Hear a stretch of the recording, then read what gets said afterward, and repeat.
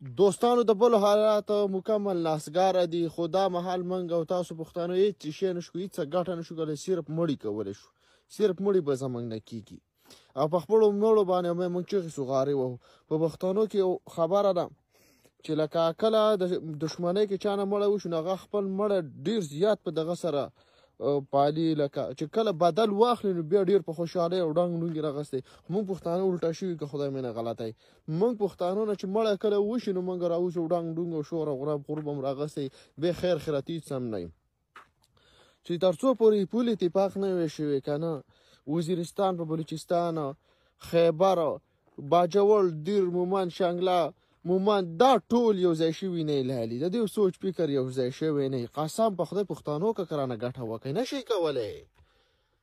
سوچ خو د ځیلو څه چې په کور کې 4 وروڼی 5 وروڼی 6 وروڼی د هغو سوچ یو کېږي نه، د هغو سوچ بدلي، د دې پښتنو سوچ راټولول.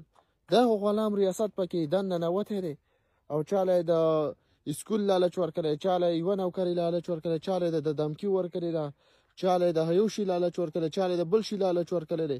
یا خانه ځان له چېرته بارمل ته وځئ او ځان له روزګار بارمل کې برابر کوي. پاکستانیان قوم نه چېرته ازادیږي، نه چېرته یو ځای کېږي، نه په اتفاق کوي. دې خلکو کې نه اتفاق شته نه ورورولي شته، هېڅ شی پکې نشته. دا خلک چې کوم دی دا بېلکۍ خره دي، دا پرېږده چې دغه شان بې ځایه مري.